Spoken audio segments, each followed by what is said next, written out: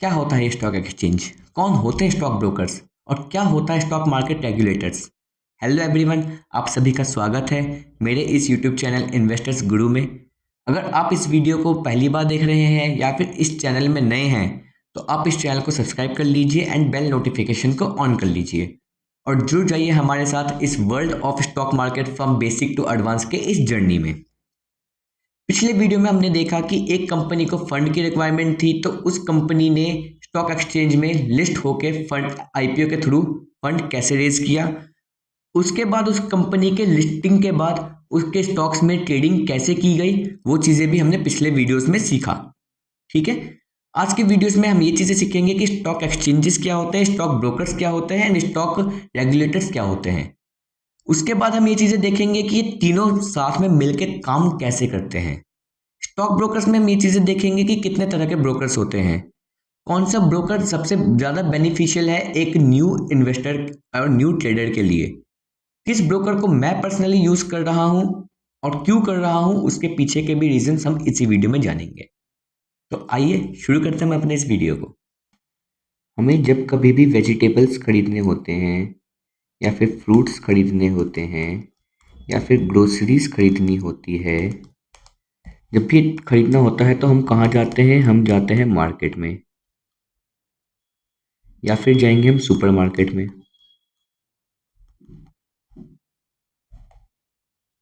Market या supermarket basically वो जगह होती है जहाँ पर कि हम एंड बायर एंड सेलर दोनों ही मिलते हैं खरीदने एंड बेचने के लिए। फ्रूट्स एंड वेजिटेबल्स सेलर बेचता है and fruits and vegetables buyers खरीदता है। ठीक है, उस प्लेस को हम लोग मार्केट के या फिर सुपरमार्केट कहते हैं। ये चीज़ें आप लोगों को पता होंगी। लेकिन जहाँ पर भी हमें शेयर्स बाय करनी है या फिर शेयर्स सेल करना है, जिस जगह पे करना है उस प्लेस को हम कहते हैं एक्सचेंजेस।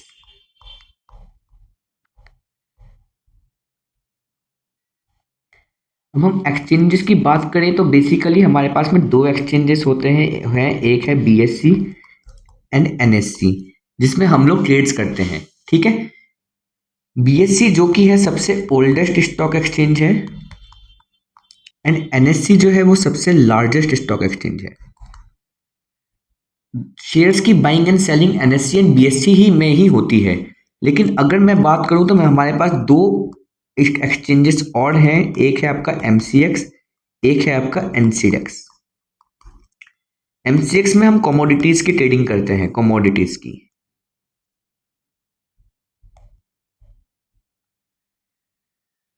अब कमोडिटीज में क्या क्या आ जाता है आपके, क्रूड ऑयल या फिर आप ले सकते हैं नेचुरल गैस या फिर आपका आ जाएगा यहाँ पर गोल्ड, सिल्वर। ठीक है, गोल्ड सिल्वर आ जाएगा। वो तो वो हमारा एमसीएक्स की, हमने एमसीएक्स की बात करी अभी। ठीक है, अब एक है हमारे पास में एनसीडेक्स। एनसीडेक्स, अब एनसीडेक्स में क्या होता है, एनसीडेक्स भी बेसिकली कमोडिटी एक्सचेंज है। लेकिन ये कौन से कमोडिटीज है, ये एग्रीकल्चर कमोडिटीज है, एग्रीकल्चर कमोडिटीज। अब एग्रीकल्चर कमोडिटीज में क्या क्या आ जाते हैं, जैसे आपका आ गया धनिया, जीरा। अब आप लोग कहेंगे कि धनिया एंड जीरा भी स्टॉक एक्सचेंज में बिकते हैं, तो इनमें आप कह सकते हैं कि ये इसमें हैजिंग पर्पज से लिया जाता है इनको। फॉर एग्जाम्पल मैं बात करता हूं कि एक फार्मर है, वो धनिया की खेती करता है। ठीक है, उसको अब ये दिख रहा है, जैसे अभी दिसंबर का महीना चल रहा है, उसको दिख रहा है कि फेब्रवरी की एक्सपायरी में अभी जो रेट चल रहा है आज के डेट में वो चल रहा है फॉर एग्जाम्पल 1000 रुपीज के जी। ठीक है, 1000 रुपये किलो के हिसाब से रेट चल रहा है। तो फार्मर यहाँ पर एक एग्रीमेंट करेगा या फिर कॉन्ट्रैक्ट को ले लेगा ये सोचकर कि चलो अभी 1000 रुपये किलो के हिसाब से मैं धनिया यहाँ पर बेच देता हूँ, क्योंकि मुझे लगता है कि फरवरी तक कुछ भी ऐसा हो सकता है जबकि धनिया का रेट 800 रुपये हो जाएगा या फिर 700 हो जाएगा। जो भी हो वो फार्मर ने एस्टिमेट किया, अनुमान लगाया। तो फार्मर ने क्या किया कि 1000 रुपये केजी के हिसाब से आज एग्रीमेंट कर लिया कि आज से 2 महीने बाद मैं 1000 रुपये केजी के हिसाब से धनिया सेल करूंगा। अब मान लीजिए 2 महीने बाद फेब्रवरी आता है। अब फेब्रवरी में धनिया का रेट हो जाता है 1200 रुपये किलो या फिर 1500 रुपये किलो, उस टाइम पे चल रहा था किसी भी रीजन के वजह से। तो फार्मर को क्या हुआ, यहाँ पे 200 रुपये का लॉस हो गया, यहाँ पे 500 रुपये का लॉस हो जाएगा। लेकिन अगर वहीं पर अगर अगर धनिया का रेट 800 या फिर मान लीजिए 500 चला जाता है, तो फार्मर को यहाँ पे 200 या फिर 500 रुपये का प्रॉफिट हो जाएगा। तो बेसिकली यहाँ पर सिर्फ और सिर्फ हेजिंग पर्पज से लिया जाता है इनको। तो इसीलिए एनसीडेक्स को हम लोग, एनसीडेक्स का यहाँ पे रोल आता है जिसमें हम एग्रीकल्चर कमोडिटीज की ट्रेडिंग होती है। तो बेसिकली हम इसमें ट्रेडिंग होती है, वैसे बेसिकली देखा जाए तो ट्रेडिंग, लेकिन वॉल्यूम बहुत कम होता है क्योंकि ज्यादातर ये हेजिंग पर्पज से ही किया जाता है। ठीक है, अब हमने क्या क्या बात की, हमने बात किया बीएससी, एनएससी, दो हमारे आपके थे क्या कहते हैं कमोडिटी एक्सचेंजेस, एक था एमसीएक्स, एक था एनसीडेक्स। अब मान लीजिए आपको बीएससी, एमसीएक्स, एनसीडेक्स या एनएससी में कभी भी बाइंग या सेलिंग करनी है, तो अब जो हमने एग्जांपल दिया था पिछले वीडियो में, एक था चिंटू, एक था पिंटू। अब मान लीजिए फॉर एग्जांपल चिंटू को 1000 शेयर्स बाय करने हैं, पिंटू को 1000 शेयर्स सेल करने हैं। तो वो क्या डायरेक्ट बीएससी या एनएससी में चले जाएंगे? नहीं, वो डायरेक्ट बीएससी एंड एनएससी में नहीं जाएंगे, वो जाएंगे ब्रोकर्स के थ्रू, ब्रोकर्स के थ्रू जाएंगे। अब ब्रोकर क्या करेगा, ब्रोकर चिंटू के बाइंग ऑर्डर जो कि 1000 शेयर्स बाय कर रहा था, ये 1000 शेयर्स सेल कर रहा था, तो ब्रोकर क्या करेगा, बायर्स एंड सेलर्स को आपस में मिलाएगा और इनके बिहाफ पर वो बीएससी फिर एनएससी में जो भी रिक्वायरमेंट होगी ट्रेड करवाने की, वहां से सारे प्रोसेस को फुलफिल करेगा। चाहे वो बाइंग के प्रोसेसेस हो, जो भी प्रोसेस होते हैं सारे वो ब्रोकर की जिम्मेदारी है, वो फुलफिल करेगा कैसे करना है, और उस चीज के वो अपने कमीशन चार्ज करेगा, या फिर आप कह सकते हैं वो अपना ब्रोकरेज चार्ज करेगा। ठीक है, अब बेसिकली देखें तो हमारे पास में दो तरह के ब्रोकर्स होते हैं। एक होता है आपके पास में फुल सर्विस ब्रोकर, और एक होता है आपके पास में discount broker. Full service broker में क्या क्या सर्विसेज हो जाते हैं, अगर मैं डिफरेंसेस की बात करता हूं तो फुल सर्विस ब्रोकर में फॉर एग्जांपल कि ये आपके पीएमएस सर्विस भी देते हैं। बहुत से फुल आपके सर्विस ब्रोकर्स होते हैं पीएमएस सर्विस भी देते हैं, फिर जाके आपके वेल्थ मैनेजमेंट की सर्विस देते हैं, फिर जाके आपको कॉल एंड ट्रेड की सर्विस देते हैं, फिर जाकर के आपके बहुत सारे सर्विसेज, जो कि सब सर्विसेज आपको एक ही जगह पर मिल जाती है, उसको हम कहते हैं फुल सर्विस ब्रोकर। लेकिन फुल सर्विस ब्रोकर का जो कमीशन होता है, या फिर आप कहिए ब्रोकरेज होता है, वो बहुत ज्यादा हाई होता है as comparison to discount broker. अब डिस्काउंट ब्रोकर के पास क्या है कि वो फुल पीएमएस नहीं देते, वो लोग वेल्थ मैनेजमेंट सर्विसेज नहीं देते, लेकिन आज के ट्रेड में बहुत सारे डिस्काउंट ब्रोकर्स ऐसे हैं जो कॉल एंड ट्रेड की फैसिलिटीज भी प्रोवाइड करती है। कॉल एंड ट्रेड क्या होता है, कॉल एंड ट्रेड बेसिकली मान लीजिए आप पूरे दिन भर आप ऑफिस में बिजी हैं या फिर किसी भी काम में अपने बिजी हैं, तो आप पूरे दिन भर टर्मिनल के सामने नहीं बैठ सकते। फॉर एग्जांपल आपने रिलायंस को खरीदना है, आपको रिलायंस अभी रिलायंस 2000 या फिर 2500 के आसपास, आपको 2500 में एग्जाम्पल 2500 में रिलायंस बाय करना है। अब रिलायंस का प्राइस चल रहा है 2350।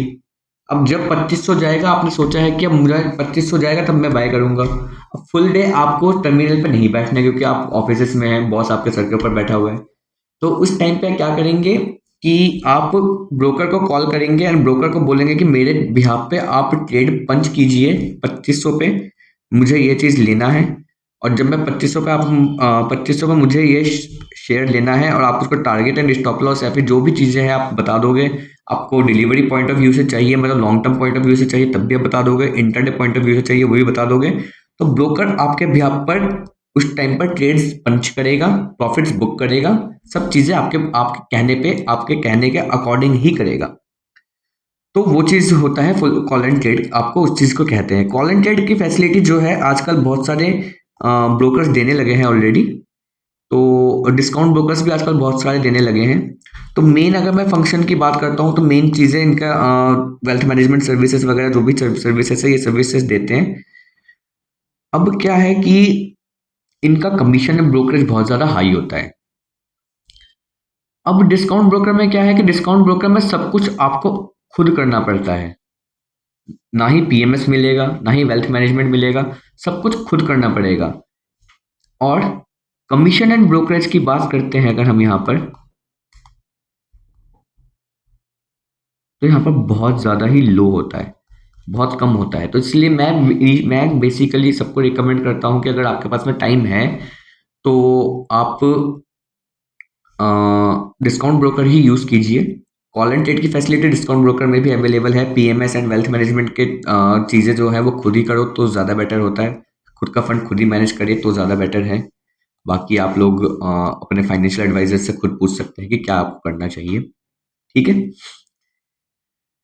ये हुए ब्रोकर्स। ब्रोकर का क्या रोल हुआ कि उसने हमें हमारे बिहाफ पर स्टॉक्स बाय एंड सेल किया एनएससी के थ्रू, एनएससी से। अब इसके बाद में क्या आता है कि इसके बाद में आता है रेगुलेटर्स। अब रेगुलेटर इंडिया में बात करो तो इंडिया में एक ही रेगुलेटर है, SEBI, securities and exchange board of India. अब सेबी का क्या रोल है? सेबी का ये रोल होता है कि वो regulations, rules and regulations form करेगा।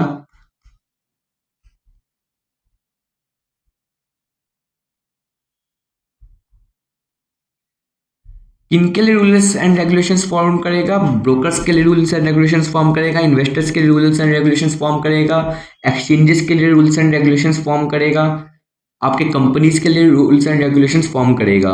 जिससे कि रूल्स एंड रेगुलेशंस फॉर्म इसलिए किया जाएगा कि जो भी काम हो रहा है वो चीज़ें ट्रू एंड फेयर तरीके से हो रहा हो।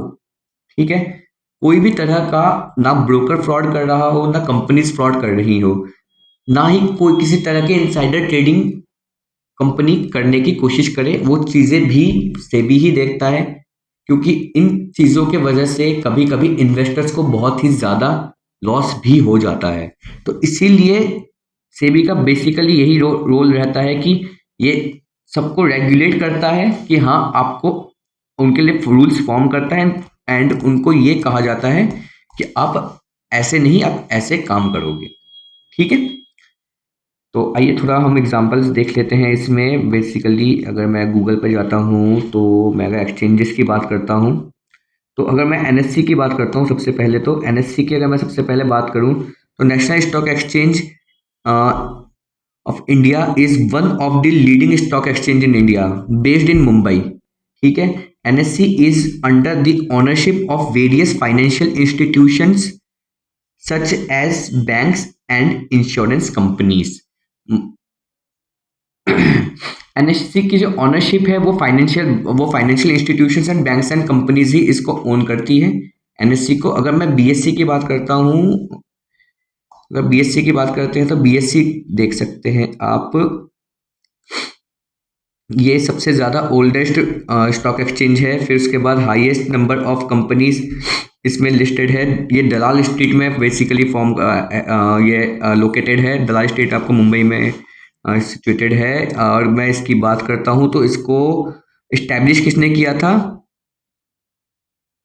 कॉटन मर्चेंट प्रेमचंद रॉयचंद इन 1875। ये भी चीज़ किसी प्राइवेट इंडिविजुअल ने ही इसको क्या कहते हैं, इसको इस्टेब्लिश किया था। एनएससी को जैसे फाइनेंशियल इंस्टीट्यूशंस एंड कंपनीज ने इस्टेब्लिश किया है, उन ओनरशिप को है उनके पास में। सेम वही चीज़ बीएससी का जो इस्टेब्लिश था वो भी एक कॉटन मर्चेंट ने इस्टेब्लिश किया था। एक हमारे पास मेजर स्टॉक एक्सचेंज हुआ करता था पहले, कोलकाता स्टॉक एक्सचेंज, जो कि मिनिस्ट्री ऑफ फाइनेंस ने ही इसको इस्टेब्लिश किया था। लेकिन आज के डेट में ये एग्जिस्ट नहीं करता है। अगर ये देखा जाए तो कब ये फाउंड हुआ था, ये आया था, फॉर्म हुआ था आपके सेकेंड मई 1908 में। ठीक है, एक्सचेंजेस बेसिकली हमारे पास में यही हाँ हाँ बेसिकली मेन एक्सचेंजेस थे, जिसमें से कोलकाता स्टॉक एक्सचेंज नहीं है, बीएससी एंड एनएससी ही है बस।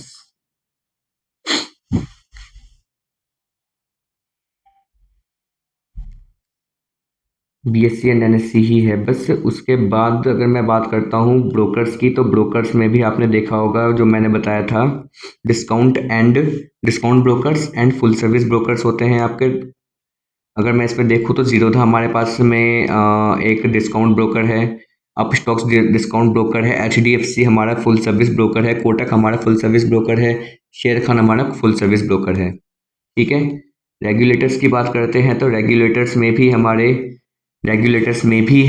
देखा जाए तो सेबी हमारा रेगुलेटर है। किस लिए रेगुलेटर्स है, और इसके जो पावर्स हैं वो भी आप देख सकते हैं इसमें पावर्स में, कि ये रेगुलेट करता है पार्टिसिपेंट्स को, जो कि इन्वेस्टर्स, इशुअर्स एंड इंटरमीडियरीज है। इन्वेस्टर्स की बात करते हैं तो हम जैसे रिटेल इन्वेस्टर्स हो गए। इशुअर्स की बात करते हैं तो इशुअर्स हमारे कंपनीज हो जाती हैं। एंड इंटरमीडियरीज की बात करें तो हमारे एक्सचेंजेस एंड ब्रोकर्स हो जाएंगे, क्योंकि कहीं ना कहीं हमारे एक्सचेंजेस भी एक मीडिएटर के तरह ही काम करते हैं, क्योंकि हम डायरेक्ट कंपनी के पास जाकर के शेयर्स बाय एंड सेलिंग नहीं कर रहे हैं। तो कंपनीज को और इन्वेस्टर्स को मिलाने का काम ही करती है एक्सचेंजेस एंड ब्रोकर्स, तो वो भी एक तरह के मीडिएटर्स ही हो गए। तो इन तीनों के लिए रूल्स एंड रेगुलेशंस फॉर्म करती है सेबी, कैसे काम करते हैं वो सब चीज़ें। फिर उसके बाद हिस्ट्री की बात करते हैं तो फॉर्म हुआ था 1988 में। बाकी यही सब चीज़ें थी लिखी हुई हैं इसमें, तो आप चाहे तो इसको गूगल पे जाकर के पढ़ सकते हैं एक बार। और अगर मैं तीनों की बात करता हूँ एक शॉर्ट फॉर्म में, तो तीनों मिलकर के साथ में काम कैसे करते हैं। सबसे पहले कंपनी लिस्ट होती है हमारी एनएससी या बीएससी में। फिर एनएससी एंड बीएससी से ब्रोकर के थ्रू हम बाय या सेलिंग करते हैं। ठीक है। अब इस टोटल पूरे प्रोसेस को सेबी देखता है कि सही से हो रहा है या नहीं हो रहा। कहीं कंपनी तो कोई फ्रॉड नहीं कर रही, कहीं एक्सचेंजेस से तो कोई फ्रॉड नहीं हो रहा, कहीं ब्रोकर्स से तो कोई फ्रॉड नहीं हो रहा। बीच में केसेस आए थे कि कुछ ब्रोकर्स थे जिन्होंने फ्रॉड किए और रातों रात इन्वेस्टर्स के पैसे लेकर भी भाग गए। तो ये सब चीज़ें ना हो, वो सब चीज़ें रेगुलेट करती है सेबी। ठीक है। तो आज के इस वीडियो में हमने ये चीज़ देखा कि स्टॉक एक्सचेंजेस क्या होते हैं, स्टॉक ब्रोकर्स कौन होते हैं, रेगुलेटर्स क्या होते हैं, ये लोग कैसे काम करते हैं, वो हमने एक एक करके समझा। फिर हमने ये चीज़ देखा कि तीनों साथ में मिलकर के कैसे काम करते हैं, वो चीज़ भी हमने देखा। अब नेक्स्ट वीडियो में हम ये चीज़ देखेंगे कि हम ब्रोकर में किसी भी ब्रोकर, फॉर एग्जांपल मैं जैसे डिस्काउंट ब्रोकर यूज़ करता हूँ, तो कोई एक डिस्काउंट ब्रोकर मैं देख जो मैं यूज़ करता हूँ पर्सनली, वो मैं आप लोगों को बताऊंगा कि उसमें अकाउंट ओपन कैसे करते हैं, उसमें हम फंड ऐड कैसे करते हैं, वो चीज़ भी मैं आपको करके दिखाऊंगा। और उसके बाद हम एक सैंपल ट्रेड लेके देखेंगे, ट्रेड पंच करके देखेंगे कि ट्रेड पंच कैसे करते हैं। तो आने वाले वीडियोस को की नोटिफिकेशन जानने के लिए आप बेल नोटिफिकेशन को ऑन कर सकते हैं और हमारे चैनल को सब्सक्राइब कर सकते हैं।